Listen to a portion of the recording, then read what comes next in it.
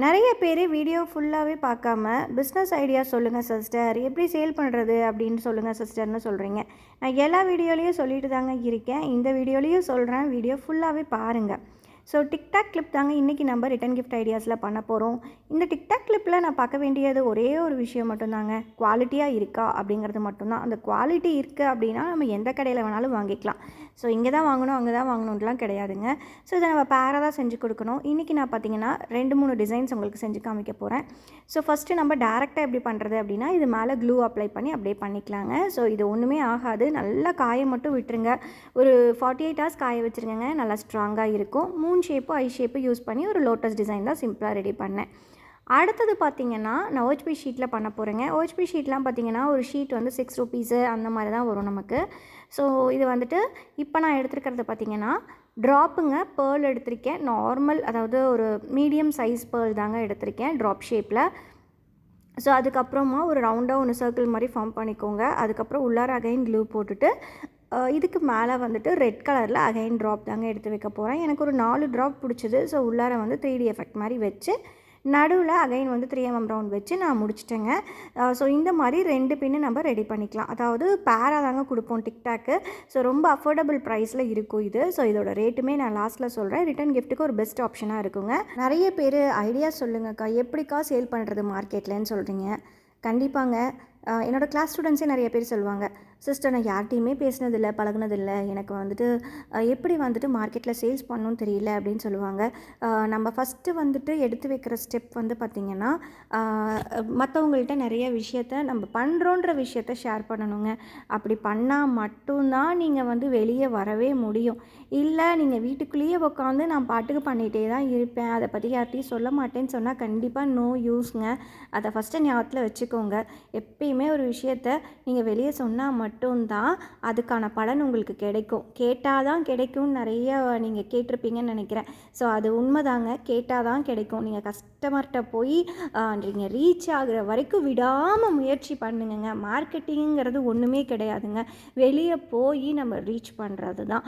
நீங்கள் செய்கிறங்கிற விஷயத்த மற்றவங்கள்ட்ட ரீச் பண்ணணும். இப்போ நிறையா பிளாட்ஃபார்ம்ஸ் நமக்காக இருக்குங்க. இன்ஸ்டாகிராமு, யூடியூபு, தென் பார்த்திங்கன்னா வாட்ஸ்அப்பு, ஃபேஸ்புக்னு நிறையா இருக்குதுங்க. அதை தாண்டி இப்போ நிறைய பேர் வந்து ஸ்கூல்ஸ்லலாம் வந்துட்டு இந்த மாதிரி ஸ்கூல்ஸ்லேயும் காலேஜ்லேயும் வந்து சின்ன சின்ன ஸ்டால்ஸ் மாதிரிலாம் இப்போ நிறைய பேர் பண்ணுறாங்கங்க. அப்படி பண்ணிங்கனாலும் ரீச் நிறையா இருக்குங்க. கண்டிப்பாக வந்துட்டு நம்ம எடுத்து வைக்கிற ஸ்டெப் மட்டும்தாங்க நமக்கு உதவும். நானுமே அப்படி தாங்க, யார்கிட்டையுமே பேச மாட்டேன், பழக மாட்டேன். பட் இந்த பிஸ்னஸ் வந்து எனக்காக அமைஞ்சதுங்க. நான் போய் எனக்கு இந்த பிஸ்னஸ் நான் பண்ணணும், நான் வந்து குடும்பத்துக்காக ஏதோ கொடுக்கணும் அப்படிலாம் யோசித்து நான் எதுவுமே ஆரம்பிக்கலைங்க. தானாக வந்தது. அதை வந்துட்டு எப்படி நான் யூஸ் பண்ணுமோ அப்படி நான் கேப்சர் பண்ணி யூஸ் பண்ணிட்டு வரேன், நான் நம்புகிறேங்க. எவ்வளவோ விஷயம் ஃபேமிலியில் வந்து எனக்கு வந்துட்டு அப்போஸ் பண்ணுறாங்களோ இல்லையோங்க, அப்படி அப்போஸ் பண்ணுனா கூட நான் அதை பெருசாக எடுத்துக்க மாட்டேன். ஏன்னா இது நான் உருவாக்குனது, இது எனக்காக கடவுள் வந்து கொடுத்துருக்காரு. நான் வந்துட்டு எப்படி சொல்கிறதுனா, எனக்கு வந்துட்டு இது வந்து நான் பண்ணணும்னு நினச்சி எதுவுமே பண்ணலைங்க, அதுவாக அமைஞ்சது. அதனால் நான் இதை வந்து நான் இறுக்கமாக பிடிச்சிருக்கேன். அதை நான் என்றைக்குமே விட மாட்டேங்க. எவ்வளோ ஸ்ட்ரகிள்ஸ் வந்தாலும் 1 மணி நேரம் அப்படியே டவுன் ஆகி உட்காந்துருப்பேன் ஒழிய, எழுந்திரிச்சு மறுபடியும் என்னோடய கஸ்டமர் ஆர்டர் கொடுத்துருக்காங்க, நான் அவங்களுக்கு டைமுக்கு கொடுக்கணும் அப்படிங்கிறதுல மட்டும்தாங்க ஓடுவேன். ஸோ வந்து ஒவ்வொரு ஓட்டமும் தான் வந்து எனக்கான பலனை கொடுக்குதுன்னு நான் சொல்வேன். ஸோ உங்களுக்கும் ரிப்பீட்டடாக சொல்கிறது அதே தாங்க. இது வந்துட்டு எல்லாமே வந்து நம்ம எஃபோர்ட் போட போட அதுவாகவே அமையுங்க. அப்படி அமையக்குள்ளே கண்டிப்பாக உங்களுக்கான ஒரு நல்ல வாய்ப்பு வருங்க. ஸோ அது வரைக்கும் வெயிட் பண்ணி நீங்கள் ஓடிக்கிட்டே இருங்கங்க. கண்டிப்பாக மார்க்கெட்டிங்கிறது ஒரே ஒரு விஷயம் தாங்க, மற்றவங்கள்ட்ட நீங்கள் போய் ரீச் பண்ணணும். அதுக்காக நீங்கள் வாயை திறந்து பேசணுங்க. அதே மாதிரி ஸ்டோர் பக்கத்தில் ஃபேன்சி ஸ்டோர் இருந்தாலோ மளிகை கடையில் இருந்தாலோ கேட்டு பாருங்கங்க, தப்பே கிடையாதுங்க. நம்ம எதுவுமே தப்பாக எதுவுமே பண்ணுறதில்ல, நம்ம பண்ணுறது எல்லாமே கரெக்டான விஷயங்க. அதுக்காக பயப்படாமல் தைரியமாக எந்திரிச்சு ஓடணும் அப்படின்னா கண்டிப்பாக ஜெயிக்கலாங்க. யாருக்காகவும் வந்து நம்ம தப்பு பண்ணால் மட்டும்தான் பயப்படணும், நம்ம தப்பே பண்ணலை, அதனால் ஒன்றுமே பிரச்சனை கிடையாது. யார்கிட்ட வேணாலும் நம்ம போய் கேட்கலாங்க. தைரியமாக ஃபேஸ் பண்ணுங்கள் ஒரு விஷயத்தை. கண்டிப்பாக உங்களுக்கான நீங்கள் பட்ட கஷ்டத்துக்கான பலன் சீக்கிரமாகவே கிடைக்குங்க. இதுதாங்க மார்க்கெட்டிங், வேறு ஒன்றுமே கிடையாதுங்க. ஸோ அப்படியே பேசிகிட்டு டிக்டாக் கிளிப்ஸ் ஃபுல்லாகவே முடிச்சிட்டோம். அழகாக வந்துட்டு ஒன் டே ஃபுல்லாக காய வச்சுட்டேங்க வாஷ் ஷீட்டில் பண்ணி. அதுக்கு அடுத்த நாள் வந்து கட் பண்ணி எடுத்து B7000 போட்டு ஒட்டி முடிச்சாச்சுங்க. ஸோ வந்துட்டு இதுவுமே நல்லா ஒன் டே காயணுங்க. ஸோ டிக்டாக் கிளிப் ஆர்டர் எடுத்திங்கன்னா அட்லீஸ்ட் ஒரு 3 டேஸ்னாச்சும் டைம் வாங்கிக்கணும்.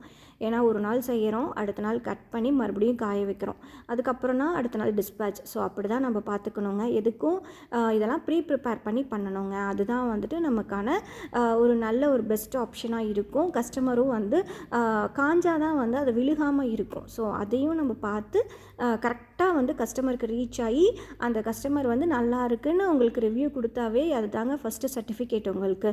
ஸோ அதை ஞாபகத்தில் வச்சு விடாமல் ஓடுங்கங்க. நீட் ஃபினிஷிங் கொடுங்கங்க, குவாலிட்டி ப்ராடக்ட்ஸ் கொடுங்க. இது எல்லாமே உங்களுக்கு கைட் பண்ணும். ஸோ இந்த டிக்டாக் கிளிப்ஸ் பார்த்திங்கன்னா ஒரு கஸ்டமர் ஆர்டர் பண்ணியிருந்தாங்க.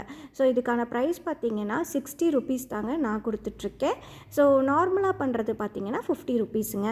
ஸோ பிடிச்சதுன்னா கண்டிப்பாக லைக் போடுங்க.